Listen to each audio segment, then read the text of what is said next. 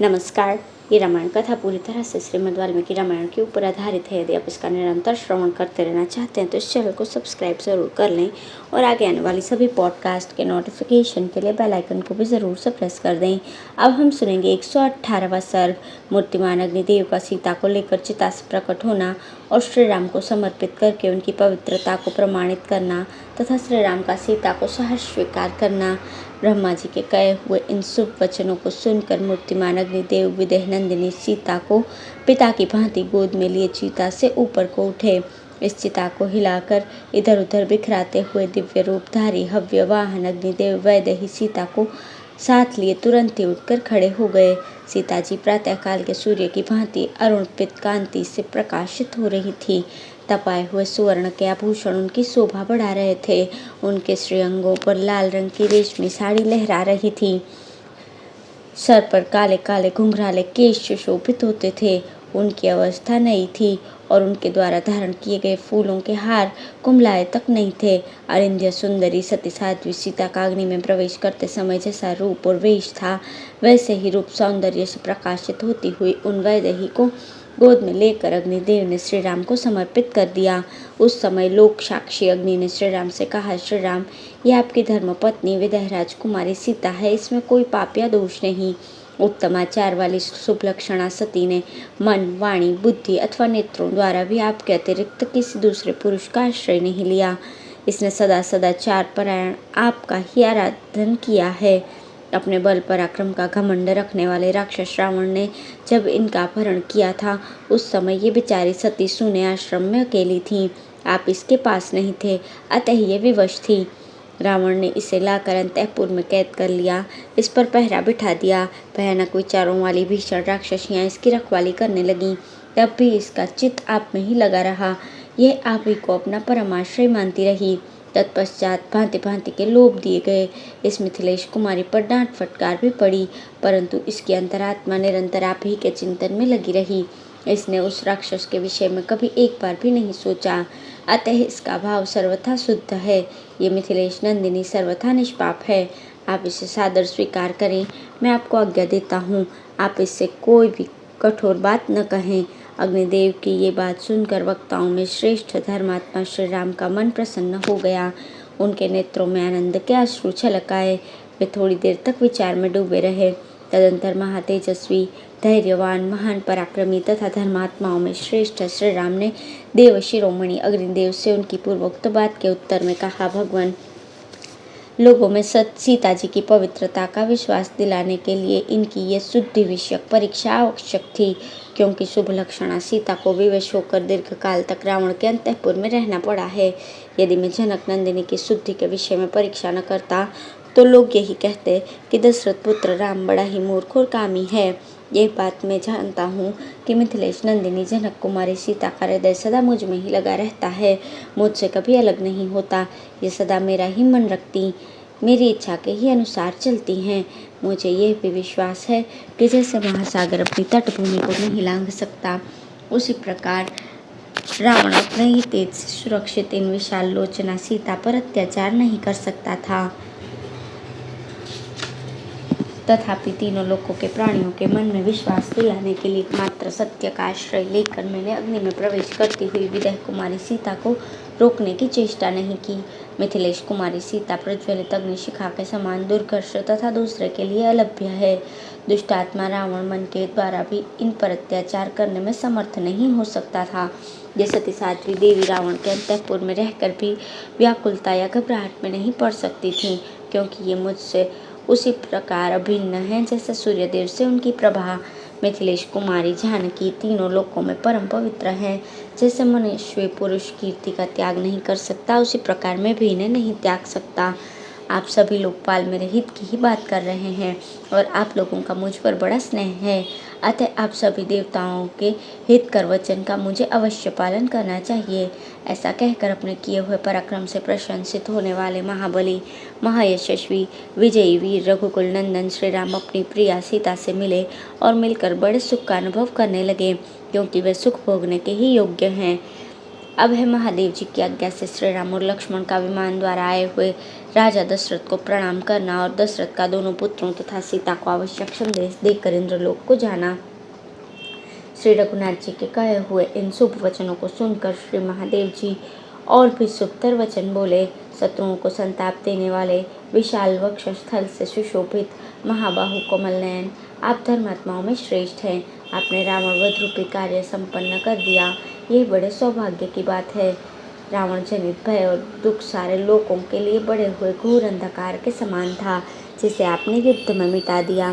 महाबली वीर अब दुखी भरत को धीरज बंधाकर यशस्विनी कौशल्या, कैकेयी तथा लक्ष्मण जननी सुमित्रा से मिलकर अयोध्या का राज्य प्राप्त करके सुहृदों को आनंद देकर इक्ष्वाकु कुल में अपना वंश स्थापित करके अश्वमेध यज्ञ का अनुष्ठान कर सर्वोत्तम यश का उपार्जन करके तथा ब्राह्मणों को धन देकर आपको अपने परम धाम में जाना चाहिए।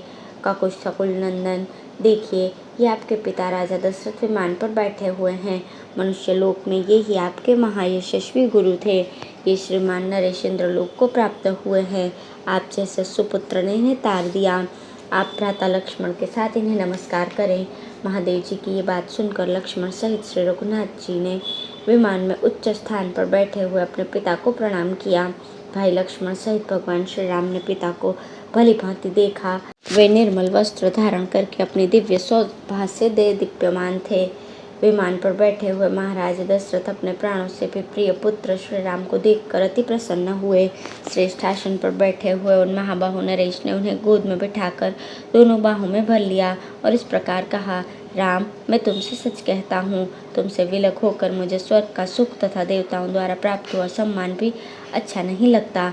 आज तुम शत्रुओं का वध करके पूर्ण मनोरथ हो गए और तुमने वनवास की अवधि भी पूर्ण कर ली। यह सब देखकर मुझे बड़ी प्रसन्नता हुई है। वक्ताओं में श्रेष्ठ रघुनंदन, तुम्हें वन में भेजने के लिए कैकेयी ने जो जो बातें कही थी वे सब आज भी मेरे हृदय में बैठी हुई हैं। आज लक्ष्मण सहित तुमको सकुशल देखकर और हृदय से लगाकर मैं समस्त दुखों से छुटकारा प्राप्त कर चुका हूँ। ठीक उसी प्रकार जैसे चंद्रमा कोहरे से निकलकर आ गए हों, जैसे अष्टावक्र ने अपने धर्मात्मा पिता कहोल नामक ब्राह्मण को तार दिया था, वैसे ही तुम जैसे महात्मा पुत्र ने मेरा उद्धार कर दिया। सौम्य, आज इन देवताओं के द्वारा मुझे ज्ञात हुआ कि रावण का वध करने के लिए स्वयं पुरुषोत्तम भगवान ही तुम्हारे रूप में अवतीर्ण हुए हैं। श्री राम, कौशल्या का जीवन सार्थक है। जो वन से लौटने पर तुम जैसे शत्रुसूदन वीर पुत्र को अपने घर में हर्ष और उल्लास के साथ देखेंगी, वे प्रजाजन भी कृतार्थ है। जो अयोध्या पहुंचने पर तुम्हें राज्य सिंहासन पर भूमिपाल के रूप में अभिषिक्त होते देखेंगे। भरत बड़ा ही धर्मात्मा, पवित्र और बलवान है। वह तुम में सच्चा अनुराग रखता है। मैं उसके साथ तुम्हारा शीघ्र ही मिलन देखना चाहता हूँ। तुमने मेरी प्रसन्नता के लिए लक्ष्मण और सीता के साथ रहते हुए वन में 14 वर्ष व्यतीत किए। अब तुम्हारे वनवास की अवधि पूर्ण हो गई है। मेरी प्रतिज्ञा भी तुमने पूर्ण कर दी तथा संग्राम में रावण को मारकर देवताओं को भी संतुष्ट कर दिया।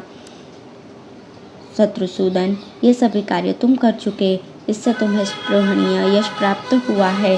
अब तुम भाइयों के साथ राज्य पर प्रतिष्ठित होकर दीर्घायु की प्राप्ति करो। जब राजा इस प्रकार कह चुके तब श्री रामचंद्र जी हाथ जोड़कर उनसे बोले, महाराज, आप कैकेयी और भरत पर प्रसन्न हो, उन दोनों पर कृपा करें। आपने जो कैकेयी से कहा था कि मैं पुत्र सहित तेरा त्याग करता हूँ, आपका वो घोर श्राप पुत्र सहित कैकेयी का स्पर्श न करे। तब श्री राम से बहुत अच्छा कहकर महाराज दशरथ ने उनकी प्रार्थना स्वीकार कर ली और हाथ जोड़े खड़े हुए लक्ष्मण को हृदय से लगाकर फिर यही बात कही, वत्स, तुमने विदेह नंदिनी सीता के साथ श्री राम की भक्तिपूर्वक सेवा करके मुझे बहुत प्रसन्न किया है। तुम्हें धर्म का फल प्राप्त हुआ है। भविष्य में भी तुम्हें धर्म का फल प्राप्त होगा और भूमंडल में महान यश की उपलब्धि होगी। श्री राम की प्रसन्नता से तुम्हें उत्तम स्वर्ग और महत्व प्राप्त होगा। सुमित्रा का आनंद बढ़ाने वाले लक्ष्मण, तुम्हारा कल्याण हो। तुम श्री राम की निरंतर सेवा करते रहो। ये श्री राम सदा संपूर्ण लोकों के हित में तत्पर रहते हैं। देखो, इंद्र सहित ये तीनों लोक सिद्ध महर्षि भी परमात्म स्वरूप पुरुषोत्तम राम को प्रणाम करके इनका पूजन कर रहे हैं। शत्रुओं को संताप देने वाले ये श्री राम देवताओं के हृदय और परम गुह्य तत्व हैं। ये ही वेदों द्वारा प्रतिपादित अव्यक्त एवं अविनाशी ब्रह्म है। विदेहनंदिनी सीता के साथ शांत भाव से इनकी सेवा करते हुए तुमने संपूर्ण धर्माचरण का फल और महान यश प्राप्त किया है। लक्ष्मण से ऐसा कहकर राजा दशरथ ने हाथ जोड़कर खड़ी हुई पुत्रवधू सीता को पुत्री कहकर पुकारा और धीरे धीरे मधुर वाणी में कहा, विदेहनंदिनी, तुम्हें इस त्याग को लेकर श्री राम पर कुपित नहीं होना चाहिए, क्योंकि ये तुम्हारे हितैषी हैं और संसार में तुम्हारी पवित्रता प्रकट करने के लिए ही इन्होंने ऐसा कार्य किया है। तुमने अपने विशुद्ध चरित्र को परिलक्षित कराने के लिए जो अग्नि प्रवेश रूप कार्य किया है, ये दूसरी स्त्रियों के लिए अत्यंत दुष्कर है। तुम्हारा ये कर्म अन्य नारियों के यश को ढक लेगा। पति सेवा के संबंध में भले ही तुम्हें कोई उपदेश देने की आवश्यकता न हो, किंतु इतना तो मुझे अवश्य बता देना चाहिए कि ये श्री राम ही तुम्हारे सबसे बड़े देवता हैं। इस प्रकार दोनों पुत्रों और सीता को आदेश एवं उपदेश देकर रघुवंशी राजा दशरथ विमान के द्वारा इंद्रलोक को चले गए। नृपश्रेष्ठ महानुभाव दशरथ अद्भुत शोभा से संपन्न थे। उनका शरीर हर्ष से पुलकित हो रहा था। वे विमान पर बैठकर सीता सहित दोनों पुत्रों से विदा लेकर देवराज इंद्र के लोक में चले गए। इस प्रकार श्री वाल्मीकि निर्मित आर्ष रामायण आदि काव्य के युद्ध कांड में 119वां सर्ग पूर्ण हुआ। धन्यवाद।